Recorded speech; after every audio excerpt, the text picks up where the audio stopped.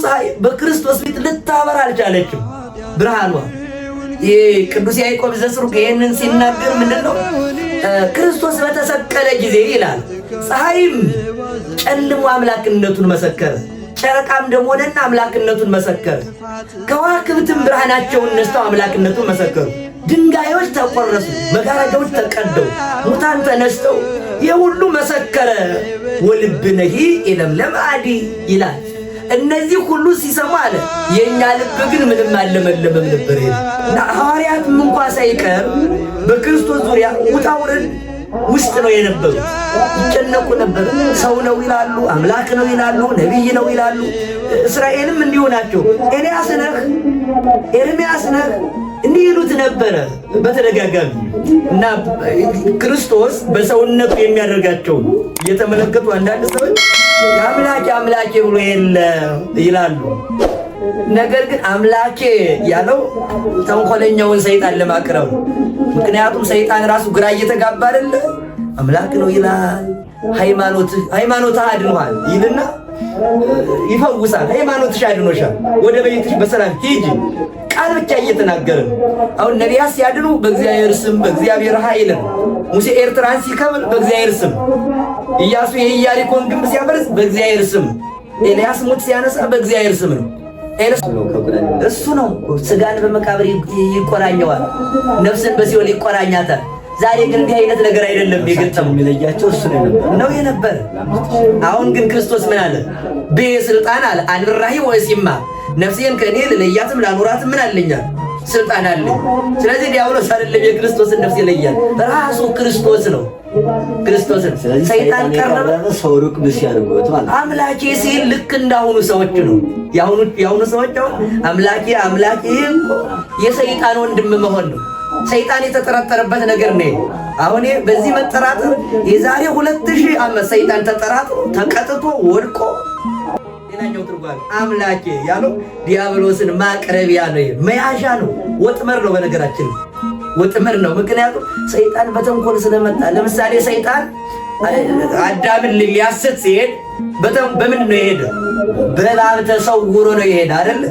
ክርስቶስ ደግሞ አዳምን ሊያድን ሲመጣ በምን ተሰውሮ መጣ? በስጋ ተሰውሮ ነው የመጣ፣ በሰው ስጋ። ስለዚህ ምንድን ያደረገ ክርስቶስ? በእባብ ተሰውሮ ሄዶ የገደለ አልቅም ነበር። ሲያድግ ደግሞ አብራ ታድጋለች እንጂ ተካፈሉ አልባሴ ለርሶሙ ያለው ይሄን ነው። ስለዚህ የክርስቶስን ልብሱን ገፈው ምን አደረጉት? ከአራት ተካፈሉት። የሚገርም ወንጌል ከአራት እንደምትጻፍ በአራት ወገን እንደምትጻፍ በአራቱ ማዕዘን ዓለም እንደምትተረጎም እንደምትሰበክ እየተናገሩ ነበር። እነሱ የሚያደርጉ ግን ልብሱን ገፈው ራቁቱን አቆመውት ነበር። አሁን እዩ ቅዱስ ዮሐንስ አፈወርቅ ቅዳሴው ላይ በሚገርም ሁኔታ በጣም የሚገርመኝ ምስጢር ይሄ ነው። እሱ ከመለጣ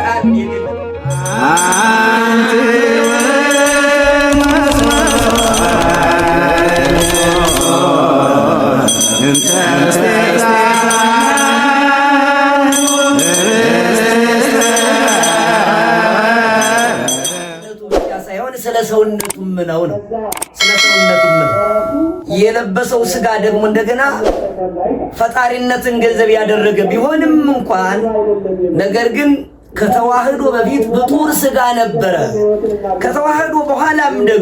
ከተዋህዶ በኋላም ይህ ስጋ ሲራብ ሲጠማ ሲደክም የነበረው ለምንድን ነው ከተባለ በጣም ስለተለያዩ ምስጢራት ነው።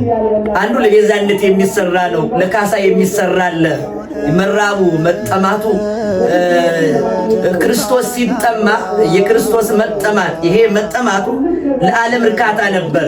የክርስቶስ ይሄ መራቡ ለዓለም ጥጋብ ነበር። ድካሙም ልክ እንዲሁ ማለት ነው። ስለዚህ ለካሳ ስለሆነ ለቤዛነት ነው፣ ለካሳ ነው፣ ለአራያነት ነው። እነዚህን አጠቃላይ ሲያደርጋቸው ሌላኛው ለአጽድቆት ስብዕት የሚያደርገዋል፣ ለአርድኦ መለኮት የሚያደርገዋል። አርድኦ መለኮት የምንለው አምላክነትን መግለጥ ነው። ስለ አምላክነቱ ብቻ የሚናገርበት ክፍል አለው በመጽሐፍ ቅዱስ። ከአንድ ቦታ ላይ ስትመለከቱ አምላክነቱን ብቻ የያዘ፣ ሌላ ቦታ ደግሞ ሰውነቱን ብቻ ብእሲ ይለዋል እኮ ክርስቶስን በወንጌል በሰፊ ማቴዎስ ወንጌል 22 ላይ 19 ላይ ብዙ ጊዜ ብእሲ በአለ ወይን ተከለ አጸደ ወይን ይላል። የወይን ባለቤት የሚሆን ሰው ወይን ተከለ ይለዋል። ሰው ይለዋል። ቃል በቃል ሰው እያለ ያለው ለምንድን ነው?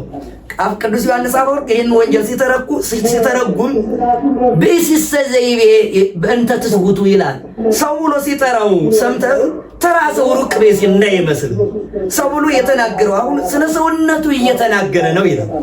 ስለዚህ በመጽሐፍ ቅዱስ ስለ ሰውነቱ የሚናገርበትን ክፍል ብቻ አይተን ካቆምነ አምላክነቱን እናጠዋለን። ስለ አምላክነቱ ብቻ እያየን ከሄድን ደግሞ እንደገና መራቡን መድከሙን ይሄን ሁሉ እንዘነጋዋለን። የክርስቶስ መከራ ሁሉ አጠቃላይ ይሄ መራቡ መጠማቱ መድከሙ ይሄ ክብር ነው።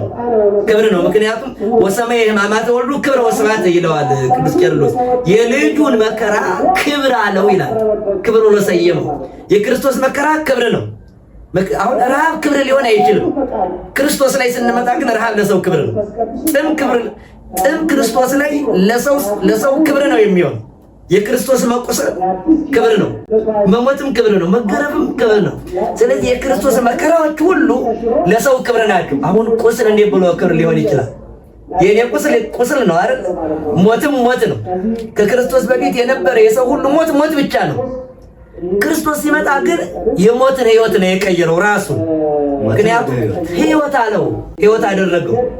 የእርሱን ሞት ብቻ ሳይሆን የሚሞቱት የእርሱን ሞት ስለሆነ የቅዱሳን ሞት እንኳን ሳይቀር ሞቶሙ ስለ ጻድቃን ሕይወቶሙ ውእቱ፣ የጻድቃን ሞታቸው ሕይወታቸው ነው። ስለዚህ ክርስቶስ ከዚያ በፊት ሰው ሁሉ ይሞታል፣ የሚሞተው ሞት ነው። ክርስቶስ ሲመጣ ግን ሞትን ሕይወት አደረገው ነው። ክርስቲያኖች ሁሉ የሚሞቱት ሞት ሕይወት ሆነ። ስሙም ተቀየረ፣ ግብሩም ተቀየረ። ሞት ማለት ሕይወት ነው። አሁን መከራ ማለት ደግሞ እንደገና ስለ ክርስትና የሚቀበሉት መከራ ከሆነ መከራ አይደለም፣ አሁን ክብር ሆኗል። መከራን ክብር አደረገው፣ ሞትን ሕይወት አደረገው። ክርስቶስ የተቀበለው መከራ ይሄ አምላኬ ብሎ እንደዚህ ሲናገር ሰምተው ክርስቶስ አምላክ ፈጣሪ ያለውን እንዲህ ያለውን ክርስቶስ ስለ ሰውነቱና ስለ አምላክነቱ የሚያከናውናቸው ብዙ ምስጢራት አሉት። ቅድም እንደዘረዘርናቸው እዚህ ላይ አሁን አምላኬ ሲል አንደኛው ሌላኛው ለአቅርቦተ ሰይጣን ነው። ሰይጣንን ለማቅረብ የተናገረው ቃል ሰይጣን አሁን አምላኬ ሲል ሰማ እና አምላኬ ሲል ቀድሞ እያየው ሰይጣን ራሱ ግራ ሲጋባ ነበር። በክርስቶስ ዙሪያ ሐዋርያትም ግራ ይጋቡ ነበር። መንፈስ ቅዱስን እስከሚቀበሉ ድረስ ነቢይ ይሆን ሐዋርያ ይሆን ይሉ ነበረ።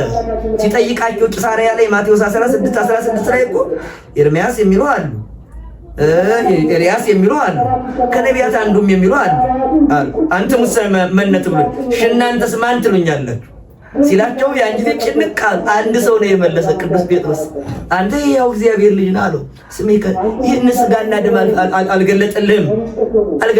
ታዲያ ምንድን ነው? ሰማያዊ አባቴ የገለጠልህ እንጂ ነው ያለ። እና ሐዋርያትም እንኳ ሳይቀር በክርስቶስ ዙሪያ ውጣ ውረድ ውስጥ ነው የነበሩት። ይጨነቁ ነበር። ሰው ነው ይላሉ፣ አምላክ ነው ይላሉ፣ ነቢይ ነው ይላሉ። እስራኤልም እንዲሁ ናቸው።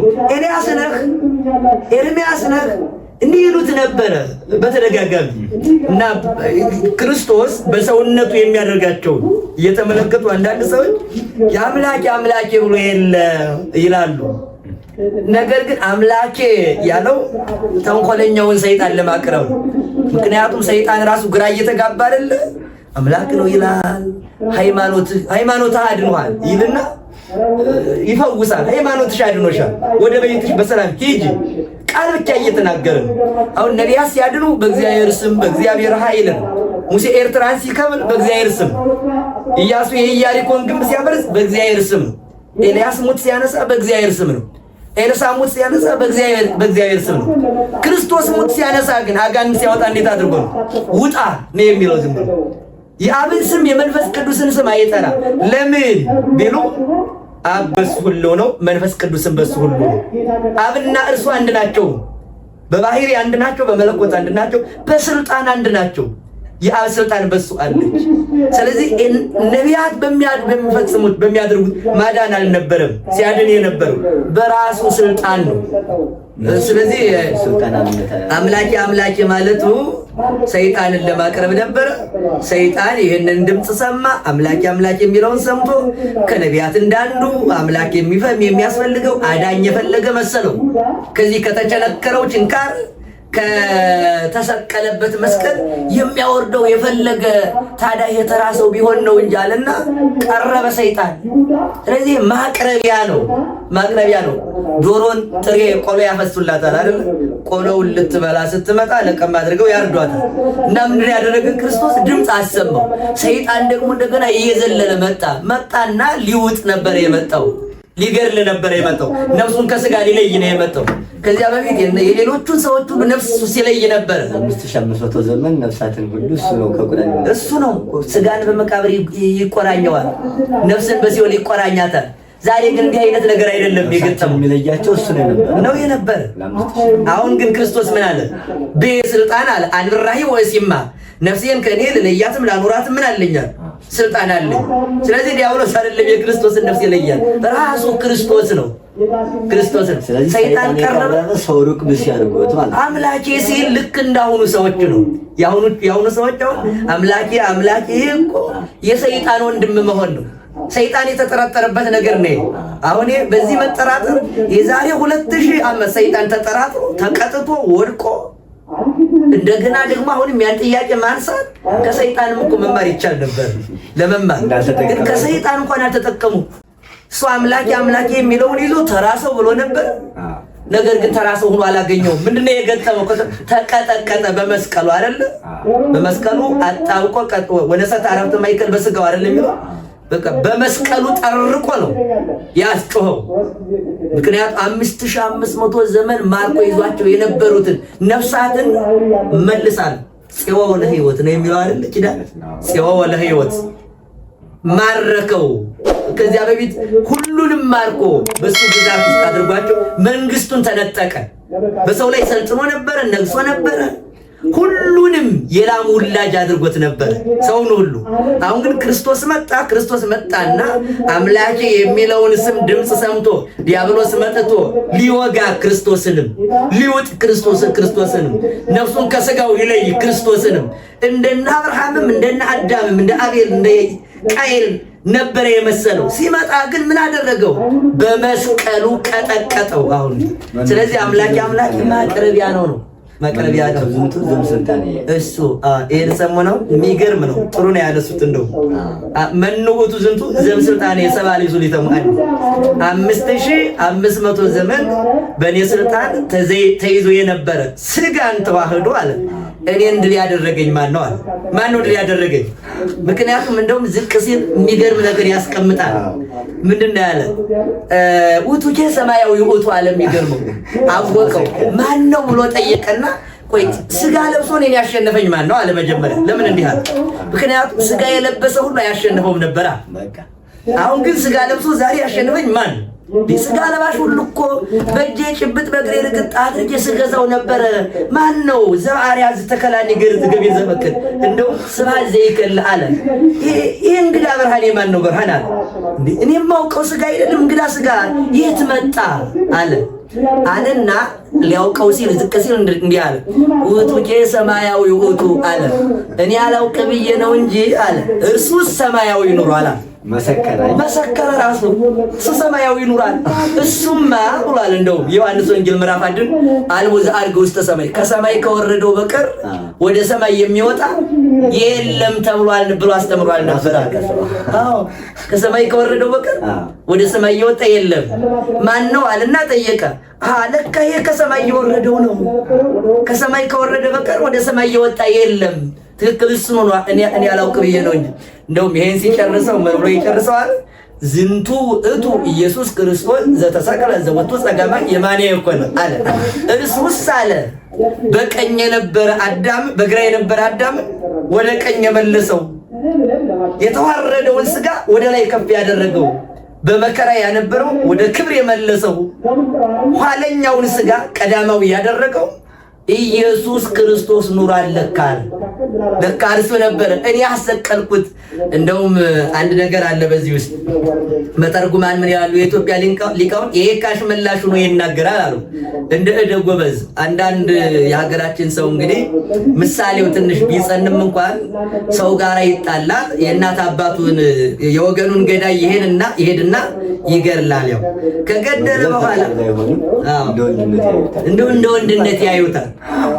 ትክክለኛ መግደል ግን ትክክል አይደለም። አዎ የትክክል ነፍሰ ተብሎ ነፍሳት ትግደል ተብሎ ግን እንደው ምሳሌውን የሚያደርጉትን ነው ገድለው ሲመለሱ የተገዳዮቹ ወገኖች በዱር በገደል በዋሻ በፍርክታ ይሆኑና አንተ ማነህ ለመሆኑ ብለው ይጠይቁታል። ለመሆኑ አንተ ማነህ እናውቅ ዘንድ አንተ ማነህ ብለው ይጠይቁታል። ገዳዩ ሲጠይቁት ምን ብሎ ይመልሳል? እኔ የአባቴ የገሌን ደም የእናቴ የገሊትን ደም የማላስቀር እኔ ገሌ ነኝ፣ ሌሎችን አትሙ ተናግሮ ማለት ነው። ምክንያቱም ጀግና ነው ሰውየው። እንግዲህ ኃጢአት ቢኖርበትም መቼስ ዳዊት ጎልያድን በመግደሉ ጀግና ተብሎ ሳኦል ደግሞ ሳሙኤል ሳኦልን ሲገድለው ኃጢአት አልተባለበትም። እንደ ማቀናት ነው ያደረገው ግን ኃጢአት እና ይሄም አሁን ይሄ ሰው እንዲህ አይነት ለምሳሌ የቤተ ክርስቲያን ጠላት የሆነውን ቢመክር እንደ ቆስጠንጢኖስ ያለውን እንደዚህ ያለ ሰው ከሆነ ትክክል ይሆንለታል። ሲቀና ይሄ ምሳሌ የሊቃውንት ትርጓሜ እንጂ ቀጥታ ለሚገርለው አይደለም። ሊቃውንቱ እንደ ምሳሌ ያስቀምጠውታል። ግን ምሳሌው ራሱ ሊያገለግል የሚችለው አሁን ዳዊት ጎልያድን ገድሎ ሲመለስ ኤሎፍላውያን አንተ ማነህ ብለው ቢጠይቁት እናውቅ ዘንድ ለመሆኑ አንተ ማነህ ብለው ቢጠይቁት ዳዊት የሚመልሰው መልስ ከሆነ ይሆናል። እንደዚያ ቢሆን ይሄ ሰው አንተ ማነህ የሆነው ሆኖ ገዳያችን እናውቅ ዘንድ ማነህ ብለው ይጠይቁታል። እሱም የአባቴ የገሌን የእናቴ የገሊትን ደም የማላስቀር እኔ ገሌን ሌላ ሰው አትጠራጠሩ ብሎ ይናገራል። ኢየሱስ ክርስቶስ ደግሞ አሉ ምን አለ? ኢየሱስ ክርስቶስ ደግሞ እኔ የአባቴ የአዳምን የእናቴ የሔዋንን ፍዳ የማላስቀር እኔ ኢየሱስ ክርስቶስ ነኝ። ካሁን ቀደም በገዳም በሶስቱ የኃጢአት ራሶች ግንባር ክንብዬ ድል አድርጌ ነበረ። ሲተረጉም ነው የትርጓሜ ነው። በነገራችን ገዳም ላይ እኮ ቀጥቼ ነበረ፣ ግን አንተ ልብ የለህም አትሰማም። ተመልሰ መጣ እየተከለበለብክ ከስሩ እንደተነቀለ ወይራ አድርጌ ቀጥቼ አባርሬ ነበረ፣ ግን ይኸው መጣ። እኔ ኢየሱስ ክርስቶስ ነኝ አለና ማርኮት የነበረውን ነጥቆ ቀጥቶ አሰናብቶታል ዲያብሎስን። ስለዚህ ምንድነው በዋናነት እሱን ለማቅረብ የተጮኸ ጩኸት ነው። ሌላኛው ትርጓሜ አምላኬ ያለው ዲያብሎስን ማቅረቢያ ነው፣ መያዣ ነው፣ ወጥመር ነው። በነገራችን ወጥመር ነው። ምክንያቱም ሰይጣን በተንኮል ስለመጣ። ለምሳሌ ሰይጣን አዳምን ሊያስት ሲሄድ በምን ነው የሄደ? በእባብ ተሰውሮ ነው የሄደ አይደል? ክርስቶስ ደግሞ አዳምን ሊያድን ሲመጣ በምን ተሰውሮ መጣ? በስጋ ተሰውሮ ነው የመጣ፣ በሰው ስጋ። ስለዚህ ምንድን ያደረገ ክርስቶስ? በእባብ ተሰውሮ ሄዶ የገደለውን ሰው ክርስቶስ ግን ምን አደረገ? በዚያው በተገደለው ስጋ ተሰውሮ መጣበት። ዲያብሎስ ተሰውሮ ሄዶ ቢገድልበት ተሰውሮ መጥቶ ዲያብሎስን ገደለው። ይሄ ምንድነው? አንዳንድ ሰው ይዞት የመጣውን በትር ቀምቶ ባመጣው በትር የሚመታል አይደል? ለምሳሌ ዳዊት ያደረገ ይሄን ነው። በነገራችን ላይ ምንድነው ወአንሰነ ሳይኩ ይልና ወአንሰነ ሳይኩ ዘምላይሊሁ አዩት። ምንድነው ያለው? ከራሱ ከጎልያድ ሰይፍን ወሰድኩኝ ነው። ምክንያቱም እሱ ድንጋይ ይዞ ሄደ። ከራሱ ሄደና ጎልያድ ብዙ ትጥቅ ይዞ ነበር፣ ሰይፍም ይዞ ነበር። ዳዊት ሄደና ምን የጎልያድን በድንጋይ ከመታው በኋላ የራሱን ሰይፍ ነጥቆ ወመተርኩርሶ ራሱን ቆረጥኩት፣ ስድብን ነቀፋንም ከእስራኤል አስወገድኩ ይላል። ስለዚህ በራሱ ነው ቀጥቶ እየሰደደው። ክርስቶስ ደግሞ ምንድነው ያደረገው ከተባለ ዲያብሎስን ባመጣው አለንጋ ነው ተሰውሮ መጣና ምን አደረገው? በዚያው አለንጋ ቀጣው። ስለዚህ አምላኬ ለምን ተውከኝ የሚለው ለአቅርቦተ ሰይጣን ነው። የመጨረሻው ግን አምላኬ ለምን ተውከኝ ሲል ክርስቶስ ሊቀ ካህናት ነው። ቀራንዮ ላይ አሁን በአዳም ተገብቶ ነው ጩኸቱን እየጮኸ ያለ። ምክንያቱም ይሄ ጩኸት የአዳም ጩኸት ነው። ክርስቶስ ማን ነው? ዳግማዊ አዳም ነው። ክርስቶስ ማን ነው? ዳግማዊ አዳም ነው። ምክንያቱም ቅዱስ ጳውሎስም እንደነገረን በመጀመሪያው ሰው ሞት መጥቷል፣ በሁለተኛው ሰው ምን ሆኗል? ሕይወት ወደ ዓለም መጥቷል። ስለዚህ ክርስቶስ ዳግማዊ አዳም ከመያግበው ለአዳም አይደለም የሚለው። ሁለተኛው አዳም የቀደመውን አዳምን ወደ ገነት ሊመልሰው ሲመጣ የአዳምን ጩኸት ነው የጮኸው። የተራበው ረሃብም የአዳም ረሃብ ነው። የደከመው ድካምም የአዳም ድካም ነው። የሞተው ሞትም እኮ የአዳም ሞት ነው። ምክንያቱም የእኛን ሞት ወስዶ የእርሱን የወሰጠን ዘዚአነ ሞተ ነሳ ቅዱስ ኤፍሬም ወንቲያው ሕይወት ወሀበን የእኛን ሞት ወሰደ፣ የእርሱን ሕይወት ደግሞ ምን አደረገ? በጣም የሚገርመኝ ምስጢር ነው። በሕይወት ሞትን የሚለውጥ ማን አለው? ክርስቶስ ነው። ክርስቶስ ሕይወቱን ለእኛ ሰጠና ሞታችን ወሰደ። ሞታችን ሲነሳ ሕይወቱን ሰጥቶ ነው ለኛ። ምክንያቱም ከኛ ሕይወት አልነበረማ፣ ከሰው ሕይወት አልነበረም። ክርስቶስ ግን መዋቲም ሕያውም ነው። ቅድም እንዳለው በስጋ መዋቲ ሲሆን በመለኮቱ ምንድነው? ሕያው ነው። ሕይወቱን ሰጠና ሞታችን ወሰደ። ይህንን ያደረገ። ስለዚህ ክርስቶስ የተቀበለው መከራ ሁሉ የማን መከራ ነው ካል የአዳም መከራ ነው።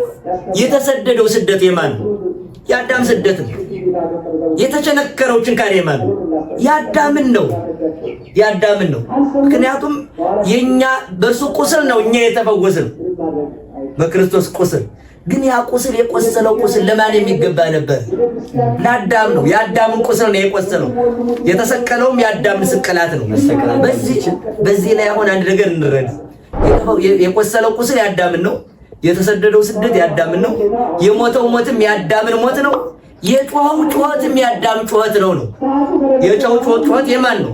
ሁለተኛው አዳም ነው። ተገብቶ መጮህ በአዳም ሞት። ስለዚህ አምላኬ አምላኬ ብሎ ሲጮህ በማን ቦታ ሆኖ ነው? በአዳም ቦታ ሆኖ ነው። ስለዚህ አዳም ሊጮኸው የሚገባውን ጩኸት ማን ጮኸው? ሁለተኛው አዳም ጮኸው።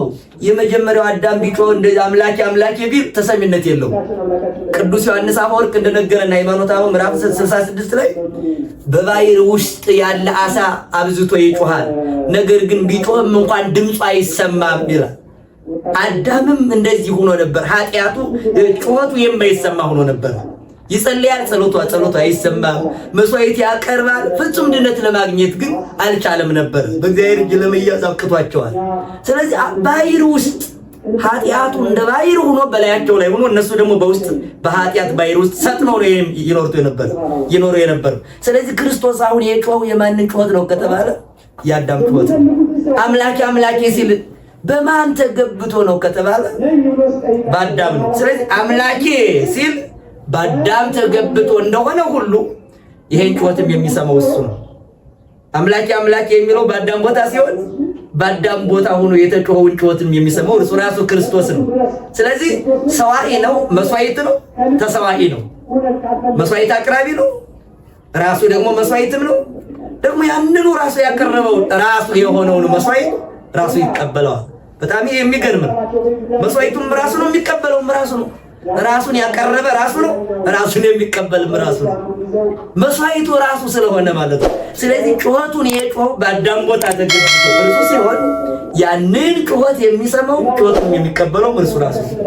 ይሄ ነው ጩኸቱ። እና እንደው በዚህ የሚሰናከሉ ሰዎች የክርስቶስን ቅድም እንዳልነው ሰውነቱንም አምላክነቱንም ካለመረዳት የሚመጣ ስለሆነ ይህንን መረዳት ይገባል። ለአቅርቦተ ሰይጣንን ለማቅረብ እንደሆነ ይህንን መረዳት ይገባል። በአዳም ተገብቶ የአዳምን ጩኸት እየጮኸ እንደሆነ ይህንን መረዳት ይገባል። የሊቀ ካህናቱን ስራ ሊቀ ካህናቱን ሆኖ ቀራንዮ ስላየዋል። ቀራንዮ ቤተ መቅደስ ናት። እርሱ ደግሞ እንደገና ሊቀ ካህን ነው። የሊቀ ካህንን ስራ እየሰራ ስለሆነ የሊቀ ካህኑን ጩኸት ነው እየጮኸለትም ያለው። ስለዚህ ምስጢሩ እንደዚህ ነው ባጭሩ። ቃላት ያሰማልን። በእውነቱ አምላክ የሚለው ደስ በሚል አማርኛ አገላለጽ ለኛ በሚገባን በሚረዳን ቋንቋ ጥሩ አድርገው ለምንሰነካከለው ለኛ ለምናል በቂ እውቀትና በቂ ማሳሰቢያ ተሰጥቶናል። ቃላት ያሰማልን። ሶስተኛው ጥያቄ ነው የሚሄደው። ሶስተኛው ጥያቄ እንግዲህ ጌታችን መድኃኒታችን ኢየሱስ ክርስቶስ የተሰቀለው አዳምን ለማዳን ነው ብለናል። ወደዚህ ምድር የመጣው አዳምን ለማዳን ነው። ስለዚህ በመልተ መስቀል ሳይሰቀል አምላክ ነው፣ ሁሉን የሚችል ነው፣ ካሌ ሁሉ ነው አይደለም፣ ሁሉን የሚችል አምላክ ነው። ግን ሳይሰቀል አዳምን ቢያድነው ይችል አይደለም። ለምን መሰቀል አስፈልገው? ለምን ተሰቀለ? ዝም ብሎ አዳምን ማዳን ይችል ነበር። ስለዚህ ለምንድን ነው የተሰቀለ? መሰቀል ለምን አስፈለገ የሚለውን እንዲያው ሶስተኛ ጥያቄ ይህንን መልስ ቢሰጡን ለሁላችንም። ምክንያቱም የተሰቀለው ምን ፈልጎ ነው? ዝም ብሎ በቃሉ ይሄው ወልዴ ብሎ ሌሎችን እንዳዳነ አዝበ ቃል ከይሄው ወልዴ ብሎ ያ ንጉስ ወይም ደግሞ ያ መቶ አለቃ ልጅ ድኖለታል አይደል? አዳምን እንዳን ገነት ግባ ብሎ ቢያዘው በዛሬው ቀን አይተናል። በለታል አይደለ? አያታዊ ዘይማንም በቀኝ የነበረው በገነት ዛሬ እንደሚሆን ሲልምስ ብሎ በገነት ዛሬ ከኔ ጋር ትኖራለህ ብሎ አድኖታል። አዲያን ሁሉ መከራ ያን ሁሉ ሰው ሲጨፈጭፍ አንገት ሲቆርጥ ቋንጃ ሲበጥስ የነበረውን ወንበዴ የምስት ሄሉስ ዛሬ በገነት ትኖራለህ ብሎ በገነት ያስገባምና አዳምን 5500 ዘመን እንዲቆይ ያደረገው አዚያም ደግሞ በመንፈስ ተሰቀለው ዛሬ ትድናለህ ብሎ እንደዚህ ወንበዴ ገነት ያስገባት ይችላል ነበር። መሰቀል ለምን አስፈለገ? እና ይችኛው ማብራሪያ ቢሰጡባት። ጥሩ ጥያቄ ነው። ክርስቶስ የሥጋዌ ስሙ ነው። ሰው ከመሆኑ አስቀድሞ ስጋን ሳይለብስ ወደዚህ ዓለም ሳይመጣ እንዲሁ ሳይራብ ሳይጠማ ሳይሰቀል ሳይቀበር እንደው ካለበት ሁሉ ሆኖ ማዳን አይቻለውም ነበርን ነው ጥያቄው። ለእግዚአብሔር ምን የሚሳነው ነገር አለ? ይሄ ማዳን ይቻለዋል። ነገር ግን እግዚአብሔር ማን ነው ካል ፈታሄ በጽድቅ ኮናኔ በረት ነው። እግዚአብሔር እውነተኛ ፈራጅ፣ እውነተኛ ዳኛ ነው። እውነተኛ ዳኛ ደግሞ ፍርዱ እውነት ነው። የፈረደውን ፍርድ ደግሞ በእውነት እንዲፈጸም ይፈልጋል። እግዚአብሔር ማዳን ይቻለዋል። ነገር ግን ደግሞ በዚህ በኩል ላድን ካልም ደግሞ ይሄ ደግሞ የእግዚአብሔር ደግሞ መለኮታዊ ባህሪያዊ ፈቃዱ ነው። በዚህ መልኩ ላድን ያለ ግን እንደው መጻሕፍት እንዴት ያዩታል ይሄንን ከተባለ ለምሳሌ ያህል አዳም ሙቷል። አሁን ነፃ ፈቃድ የተሰጠው ሰው ነው። ብትበላ ትሞታለህ፣ ካልበላ ደግሞ ትኖራለህ ለዘላለም ነው። ስለዚህ የመጀመሪያው ፍጥረት አዳም ሙቷል። ለምን ሞተ ከተባለ መሞት ስላለበት ነው የሞተው። እግዚአብሔር ምን ብሎታል? አዳም ብትበላ ምን ትላለህ? ትሞታለህ። አሁን አዳም መሞት አለበት ወይስ የለበትም ነው ጥያቄው። ስለበላ ይሞታል። አዎ ስለበላ ይሞታል። ባይሞትስ? አሁን ባይሞት ለምሳሌ አዳም አሁን ዕፀ በለስን በላ ሞተ፣ በነፍሱም ሞተ በስጋውም ሞተ። በለስን ሲበላ ወዲያው የነፍስ ሞት ከእግዚአብሔር የመለየት ሞት አገኘው። ትንሽ ቆይቶ ደግሞ 930 ዓመት ከቆየ በኋላ በስጋው ሞተ። ልጆቹም ሁሉ ወደዚህ ሞት ገቡ ነው። ግን አዳም ባይሞትስ? ምክንያቱም ከበላ ትሞታለህ ነው። አሁን ይሄ የእግዚአብሔር ቃል ነው። ከበላ ትሞታለህ አይደል? እግዚአብሔር ደግሞ የተናገረውን አያስቀርም አይደል? አያስቀርም። የማያስቀር ስለሆነ ከበላ ትሞታለህ ስለተባለ አዳም መሞት አለበት። አዳም ሲሞት ደግሞ እንደገና የተፈረደበት ፍርድ ሲበላ የተፈረደበት ፍርድ ሞት ነው። አሁን የአዳም ፍርድ ገንዘብ አይደለም። ይሄን ያህል ገንዘብ ትታመጣለህ እንዳሁን አሁን ሰው ሲታሰር በዚህን ያህል ገንዘብ ተለቀቀ ይባላል አይደል?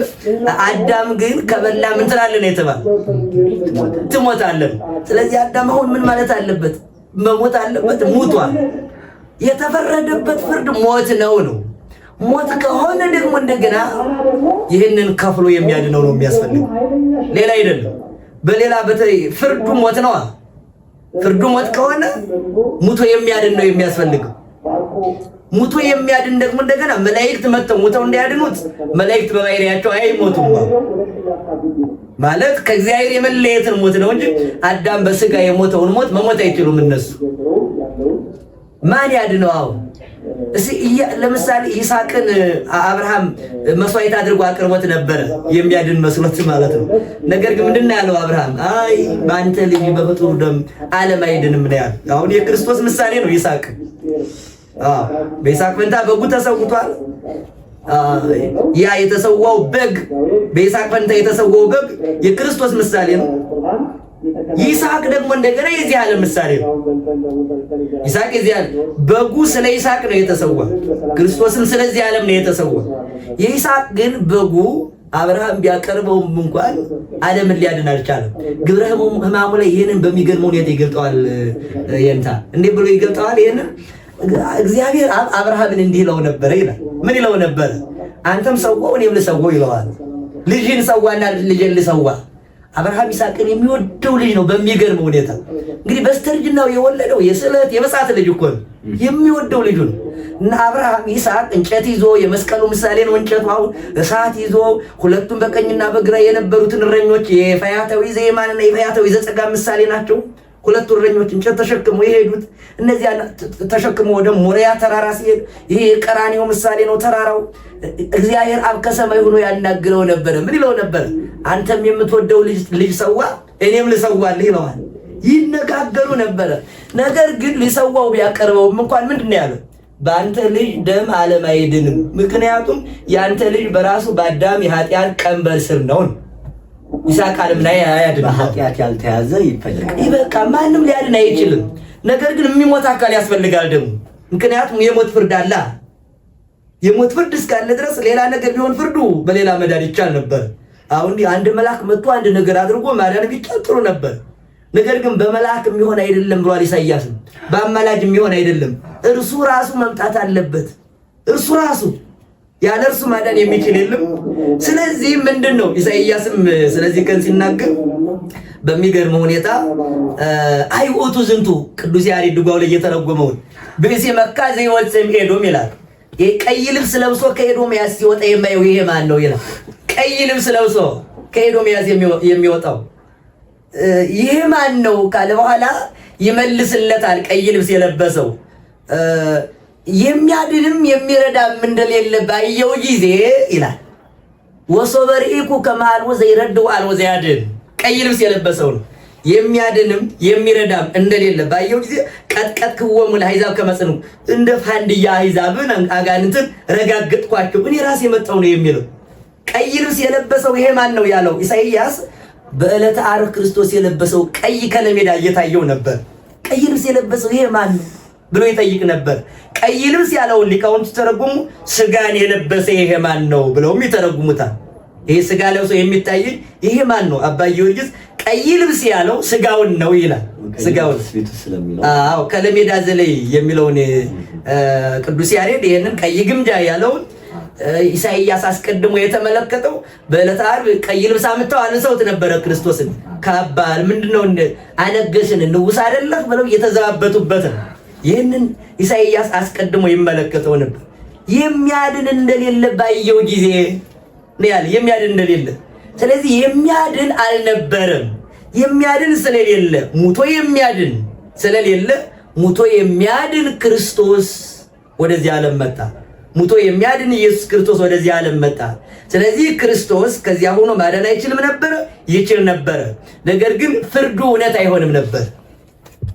ምክንያቱም ትሞታለህ ብሎ ነበረ። የፈረደውን የሞት ፍርድ እንዴት አዳነው? የሞት ፍርድ ሊነጻ የሚችለው በሞት ነዋ። የስደት ፍርድ በስደት ነው ሊመለስ የሚችለው። ክርስቶስም ያደረገው ይሄንኑ ነው።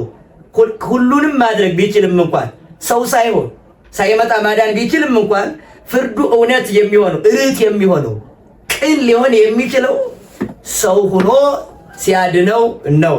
ስለዚህ አሁን ይስሐቅ ሊያድን አልቻለም፣ አብርሃም ሊያድን አልቻለም፣ ኢሳይያስ ሊያድን አልቻለም። ኢሳይያስ ማለት የሚገርማችሁ መድኃኒት ማለት ነው። መድኃኒት ያሉት እናትና አባቱ በትንቢቱ ሰውን በትምህርቱ ያድን ስለነበረ ነው። ነገር ግን ኢሳይያስ ዓለምን ሊያድን አልቻለም። ኢያሱ ማለትም መድኃኒት ማለት ነው። በጦር እስራኤልን አድኖ ስለነበረ ነው። ይሄ ሁሉ ሊያድን አልቻለም። ስለዚህ ማን ነው ሊያድን የሚችለው ከተባለ እውነተኛ የሆነ መድኃኒት መምጣት ነበረበት። እርሱም ኢየሱስ ክርስቶስ ነው። ስለዚህ ሌሎቹ ማዳን አልችል ስላሉ የተፈረደው ፍርድ ሞት ስለሆነ የሚሞት ሁሉ ደግሞ እንደገና ሁሉም የሞቱ ባለቤት ሆኗል። የዕዳው ባለቤት ሆኗል። የችግሩ ባለቤት ሆኗል። በዚያ በችግር ውስጥ ሆኖ ደግሞ ይሄን ችግር ማራቅ ማስወገድ የሚቻለው የለም። ከችግሩ ነፃ የሆነ ውጭ የሆነ አካል ያስፈልጋል። መላእክት ከዚህ ውጭ ነበሩ። ግን ደግሞ መላእክት ቅድም እንዳልኳችሁ እንዴት ይሞታሉ ነው? መጥቶ የሚራ መሆን አለበት። አዳም ተርቧል። የሚጠማ መሆን አለበት። የሚሰደድ የሚቆስል መሆን አለበት። አዳም ቆስሏል። ይሄን የሚሆን መሆን አለበት። እሾህ አሜከላ ይብቀልብ ብሎ ኦሪት ዘፍጥረት ምዕራፍ 3 ላይ አዳምን ረግሞታል አይደለም? እሾህ አሜከላ ይብቀልብ ያለውን አዳምን በራሱ ላይ የእሾህ አክሊል ተቀዳጅቶ የሚያድነው መሆን አለበት። ስለዚህ አዳምን ይብቀልብ ብሎት ነበር። ክርስቶስ መጥቶ ግን ያንን መርገም ክርስቶስ የሾህ አክሊል ተቀዳጅቶ ሽሮለታል። ይህን የሚያደርግ አካል ያስፈልግ ስለነበረ እግዚአብሔር ሰው ሆነ፣ ስጋን ለበሰ፣ ዓለምን በለበሰው ስጋ አዳነ ነው ባጭሩ። ቃለ ሕይወት ያሰማልን፣ ቃለ ሕይወት ያሰማልን። በእውነቱ መምህራችን እናመሰግናለን። ከዚህ በመቀጠል እንግዲህ የአዳም ያው መድኃኔ ዓለም ክርስቶስ ተሰቅሎ እንዳዳነበት ፈታኝ መሆኑን የሚያሳይ መሆኑን መገለጽ አድርገውልናል። አራተኛው ጥያቄ ደግሞ ለመምህራችን ማቀርብላቸው ፀሐይ ጨረቃ ለምን ብርሃናቸው እነሱ? እንግዲህ መድኃኔ ዓለም ክርስቶስ በተሰቀለ ቀን ፀሐይ ጨረቃ ከዋክብት ረግፈዋል። ፀሐይ ደግሞ ብርሃን ነስታለች። ፀሐይ ጨረቃ ደግሞ ያው ደም ሆናለች። እነዚህ ፍጥረታት እንግዲህ 7 ታምራት ነው እንደታዩ በቤተክርስቲያናችን አስተውሎ የሚታየውና የሚነገረውና ይህ ሁሉ የሆነበት ምን ሆነው ነው? ምክንያቱ ምንድነው? ፀሐይ ጨረቃ ምን ሆነው ነው እንደዚህ ሆኑት የሚለው እንዲያው ማብራሪያ ቢሰጡ ምዕመናን እንዲያውቋቸው። በዚሁም ላይ የሚሰጡ ፀሐይ ጨረቃ ምክንያታቸው የሆነ እርቃኑን የክርስቶስን አላሳይም ብለው ነው አይደለ? እዚህ ጋር አሁን ላይ እኛ ትውልዱ ያለ ነው እርቃናችን ጥለን የምንለው ትውልድ አማረልን ብለን የሌላ ዘመን ወይም የሌላ ባይድ የሌላ ማዶ ትውፊትና ባህል አምጥተን ዘመናዊ በማለት ለውጠን እርቃናችን ጥለን የምንሄድ ስላለን ለዚህም አብረው ለትውልዱ ላለነው ትውልድ እርቃናችን አንሸፍን ብለን እርቃንን ገልጦ መሄድ ዘመናዊነት ተብሎ እየተነገረበት ያለበት ዘመን ስለሆነ እንዴት ጨረቃ ከዋክብት ምን ነው ረገፉ ምን ነው ውስጥ ብርሃናቸው እነሱ የሚለው እንደዚያው ጋር አብረው እንደ ምክርም መልስም ቢሰጡና ጥሩ ጥያቄ ነው። በክርስቶስ ላይ አይሁድ በክርስቶስ ላይ ካደረሷቸው መከራዎች አንዱ ክርስቶስ ለብሶት የነበረውን ልብስ መግፈፍና ክርስቶስን ማራቆት ነበር። ክርስቶስ ዓለምን በሙሉ እንግዲህ ሰማይን በከዋክብት ያስጌጠ ነው፣ ምድርን ደግሞ በአበቦች ያስዋበ ነው። ለኛ እንኳን አካል ዘይአክልን ልብስ ሰጥቶ የፈጠረ ፈጣሪ ነው። አይሁድ ግን ምንድን ነበር ያደረጉት? ቀኝ ግራ እጁን ቸንክረውታል፣ ቀኝ ግራ እግሩን ቸንክረውታል፣ በቀኝ በግራ 2 ወንበዴዎች ሰቅለዋል፣ ምራቅ ተፍተውበታል፣ ፊቱን ሸፍነው ተነበይ ለነ መኑ ጸፋክ ብለውታል። ፊቱን እንዲህ አድርገው አልብሰውታል። እስቲ አሁን ነብይ ነኝ ትላለህ? ማን ነው? እስቲ በጥፊ ይመቱና ክብር ለእርሱ ይሁንና እስቲ አሁን ማን ነው ይመታ ይሉታል። ይዘባበቱበት ነበር። እንግዲህ እረኞች ታያላችሁ፣ የኛ ሀገር እረኛ ሜዳ ላይ እንዲህ ሸፍኑና ይጫወታሉ። ክርስቶስም እንደዚህ ያለ የተዘባበቱበት እስቲ አሁን ማን ነው የመታ እያሉ ይዘባበቱበት ነበር። ልክ በተመሳሳይ የክርስቶስንም ስረወጥ ቀሚስ ነበረችው። የሚገርመው ሲያድግ አብራ የምታድግ ቀሚስ ናት። የክርስቶስ 70 ሰገል ያመጡለት ይቺ ቀሚስ ድማታረጅ ማትል ይሄ ማለት ይመልከቱ እንግዲህ ቢያንስ በሁለተኛው ዓመት መጡ ካልን እንኳን 28 ዓመት አብራ የኖረች ቀሚስ ናት። ያችን ከላውያ ማለት ነው ሲሻገሩ ጫማቸው ያልቅም ልብሳቸው ማያልቅም ነበር አይደል? እንደነሱ ኢየሱስ ክርስቶስ 70 ሰገል ያመጡለት ልክ እንደዚህ ነበር። አያልቅም ነበር። ሲያድግ ደግሞ አብራ ታድጋለች እንጂ ተካፈሉ አልባሴ ለርዕሶሙ ያለው ይሄን ነው። ስለዚህ የክርስቶስን ልብሱን ገፈው ምን አደረጉት? ከአራት ተካፈሉት። የሚገርሙ ወንጌል ከአራት እንደምትጻፍ በአራት ወገን እንደምትጻፍ በአራቱ ማዕዘን ዓለም እንደምትተረጎም እንደምትሰበክ እየተናገሩ ነበር። እነሱ ያደረጉት ግን ልብሱን ገፈው ራቁቱን አቆመውት ነበር። አሁን እዩ ቅዱስ ዮሐንስ አፈወርቅ ቅዳሴው ላይ በሚገርም ሁኔታ በጣም የሚገርመኝ ምስጢር ይሄ ነው። እንደው እሱ ዕለተ ዓርብን የገለጠበት አገላለጥ ነው። አልበስዎ ከለሜዳ ዘላይ ለዚያ ያለብሰው ሙለ ኪሩቤልን ይላል። ኪሩቤልን የብርሃን ካባ የሚያለብሳቸውን ጌታ እርሱን ግን ቀይ ግምጃ አልብሰውታል ይላል። አሁን ኪሩቤል ሱራፌል የብርሃን ልብስ ለብሰው ነው የሚኖሩት። ማን ያለበሳቸው ካል ክርስቶስን እግዚአብሔር ነው። አዳም የብርሃን ልብስ ነበረው አይደል? ለአዳም የብርሃን ልብስ ያለበሰን ጌታ ዛሬ ግን የለበሰውን ልብስ ቀምተው ራቁቱን መስቀል ላይ እንዲሰቀል አደረጉት። ካደረሱበት በጣም የሚያሳዝኑ መከራዎች በፊቱ ተንበርክከው ይሰግዱለት ነበር አይደል? ይሰግዱለታል። የሚሰግዱለት ለምን መሰላችሁ? እየተዘባበቱበት ነው። ያው ሳቅ ስላቅ ይባላል። ተሳልቆ ዝብት ምጸት ይባላል። በቅኔ ይሄ ሳቅ ዝብብት ነው። ምክንያቱም እግዚአብሔር ነኝ የእግዚአብሔር ልጅ ነኝ የሚሉ ትምህርቶችን ከአብ ጋር አንድ እንደሆነ ሲያስተምር አብን ያየኔን አየን አብን የሰማኝን ሰማ እያለ ይህንን ሲያስተምር ሰምተውታል። ንጉስነቱን አውቀዋል። ጲላጦስ የእስራኤል ንጉስ አንተ ነህን ብሎ ጠይቆት አንተ ትቤ አንተ አልክ ብሎታል። ስለዚህ አንተ እንዳልከው አሁን ንጉስ ነኝ ማለቱ ነው። ይሄ ነው። ስለዚህ እነሱ በፊቱ ተንበርክከው ምን ያደርጉ ነበር? ይሰግዱለታል። የኛ ንጉስ ማለታቸው ነው። በነገራችን የኛ ንጉስ እየተዘባበቱበት ነበረ። ምንድነው ቅዱስ ዮሐንስ አፈወርቅ ሲገልጥ ወአስተበረኩ ቅድሜሁ ለዘሎቱ ያስተበረኩ ኪሩቤል በፊቱ ቀርበው ተንበርክከው የሚሰግዱለትን ጌታ እነርሱ በፊቱ ቁመው ተዘባበቱበት ይላል። ኪሩቤል የሚሰግዱለት አምላክ፣ ሱራፌል የሚርዱለት የሚንቀጠቀጡለት አምላክም እነሱ ግን በፊቱ ቁመው ይስቁበት ይሳለቁበት ነበር። አሃዝሁ ለአሃዜ ኩሉ ወመለክሁ ለመላእክት ኩሉ ይላል ቅዳሴው ላይ አፈወርቅ። ሁሉን የያዘውን ጌታ እንዴት ያዙት? በእጃቸው ነው የሚለው። እንዴት ይዘው ወሰዱት? እንዴት ወደ መስቀል ወደ ቀራኔው እንዴት ወሰዱት ይላል። በጣም አይሁድ ላይ የምንመለከተው አሁን አይሁድ በማን እጅ ናቸው ያሉት? እግዚአብሔር ዓለምን በምን እጁ ነው የያዛት? አሃዚ ዓለም በእራሁ ነው አይደለ? የኢትዮጵያ የኦርቶዶክስ ተዋሕዶ ቤተክርስቲያን ዓለምን በፍኙ የያዘ ጌታ ነው ብላ ታምናለች። ዓለምን በፍኙ ሲይዝ አሁን አይሁድ በዚህ ውስጥ ያየሉ አሉ አይደለ? በሱ እጅ ሆነው እሱን ሊይዙት ሄዱ። አያችሁ፣ ለነርሱ አካል የፈጠረን ጌታ ልብሱን ገፈው ነው ያዋሉት። ልብሱን ገፈው። ስለዚህ ቀኝ ግራ እጁን ቸንክረው ዘንግ አምጥተው እስቲ ያዝ ብለው አስያዙት። ለምንድን ነው ዘንግ ያስያዙት መሰላችሁ? ይሄው በትረ መንግስት አስያዝን ንጉስ አይደለህ እያሉት ነው። ነገስታት በትረ መንግስት ይዙ የለ አስያዝን ብለው ይዘበቱበት። ዘውድ የሾህ አክሊል ለምን ደፉበት ከተባለ ይሄው ዘውድ ደፋንልን ንጉሳችን እያሉ ሲዘባበቱበት ነው። በራሱ ላይ ዘውድ የደፉበት። አንድም አዳምን ራሱን እየቀጠቀጡ አጋንንት ወደ ሲኦል አውርደውት ነበርና ለዚያ እየካሰ ነው። አይሁድ ራቆቱን አቁመውት ስለነበረ የአይሁድ ልቡና ሲዘጋ ፀሐይ፣ ጨረቃ፣ ከዋክብት ምስክር ጀመሩ። በጣም የሚገርመው ይሄ ነው። ኦሪት ዘፍጥረት ምዕራፍ 7-8 ላይ ኖህ ራቁቱን ወይን ጠጥቶ ራቁቱን ቆሞ ነበር አይደል? ልብሱን ጥሎ ተራቁቶ ነበር ነው የተባለው የሰዎች ሁሉ አባት። እና ራቁቱን በቆመ ጊዜ በዚህ ጊዜ ካም የተባለ ከነዓን ለካም ነግሮታል። ከነዓንና ካም ምንድነው ያደረጉት? ራቁቱን ሄደው አዩና እንደውም ከነዓን ሳቀበት። የሚገርመው ርቃኑን አይቶ ሴምና ያፌት ግን ምን አደረጉ? ልብሱን ያዙና የኋሊት ሄዱት። ርቃኑን አናይም ብለው ሂደው ልብሱን አለበሱት። አንድ ቤተ ክርስቲያናችን ሊቀየን ሲተረጉም ሴምና ያፌት ፀሐይና ጨረቃ ናቸው ይላል። ፀሐይና ጨረቃ ናቸው። ርቃኑ ራቁቱን አናሳይም ያሉ ሂደው ልብሱን ያለበሱት። የሳቀበት ካም ደግሞ የይሁዳ ምሳሌ ነው ይላል። የይሁዳ ምሳሌ ነው። ስለዚህ ክርስቶስ እንዲህ ተራቁቶ ሳለ ፀሐይ ይህን ርቃኑን ለሰው ታሳይ ዘንድ አልሻተችም። አባ ጊዮርጊስ እንደውም ምንድነው የሚላል? የአማናዊው ፀሐይ ኃያልነት ታናሿን ፀሐይ ያጨልማት ይላል። ነው በታላቁ ፀሐይ ምን ብርሃን አላትና ልታበራ ትችላለች በዚያ ሰዓት ይላል።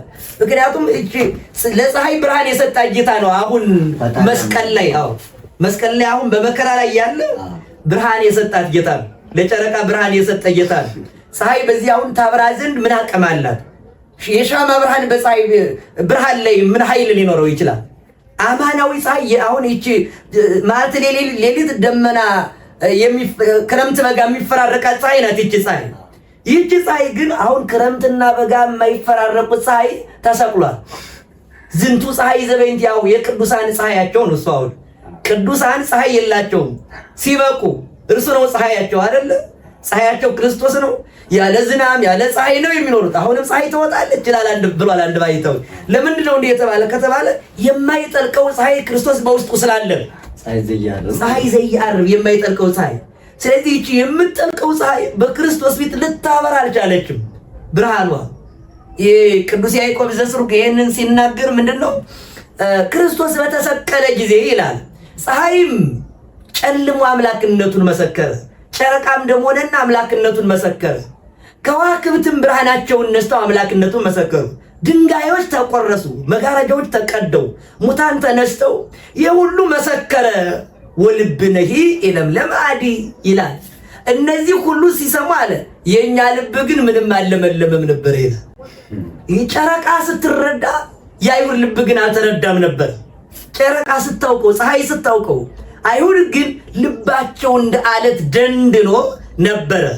ስለዚህ ፀሐይ መጨለሟ ትክክል ነው፣ ጨረቃ መጨለሟ ትክክል ነው። የክርስቶስን እርቃን አላሳይም ነው ነገር። ምክንያቱም በእርቃኑ የሳቀ ካምን ተብሏል፣ በአባቱ ተረግሟል። ክርስቶስን ለራቁትነት አሳልፎ የሰጠ ይሁዳም የሲኦል የመርገም ባለቤት ሆኖ ቀርቷል። የአፌትና ሴም ግን እርቃን የሸፈኑ ናቸው። ፀሐይ ጨረቃ ናቸዋ። አሁን ክርስቲያን ሊሆን የሚገባው ይሄንን ነው። እንደ ፀሐይ እንደ ጨረቃ ነው መሆን ያለበት፣ እንደ ይሁዳ አይደለም መሆን ያለበት። ብዙ እርቃን የምንሸፍነው ሊኖረን ይችላል። ለኛ ብሎ ክርስቶስ ሲራቆት፣ አሁን በቤተ ክርስቲያናችን ብዙ ሰዎች አራቁተው የሚሰጧቸው ብዙ የቤተ ክርስቲያን እውነታዎች አሉ፣ ብዙ የቤተ ክርስቲያን ምስጢሮች አሉ። እነዚህን አራቁተው የሚሰጡ ካህናት፣ ዲያቆናት፣ መምህራን ካለን ይሄ ከሆን የይሁዳ መርገም ሊደርስብን ይችላል። ስለዚህ የክርስቶስ መራቆት ለፀሐይ ለጨረቃ ተረድቷቸው እርቃኑን ሲሸፍኑ፣ ይሁዳ ግን መርገም ደርሶበታልና ብዙ ጊዜ በቤታችን ብዙ የተራቆቱ ሊኖሩ ይችላል። በረሃብ የተራቆቱ፣ በእውቀት የተራቆቱ፣ በደዌ ምክንያት የተራቆቱ በቤታችን ሊኖሩን ይችላሉ።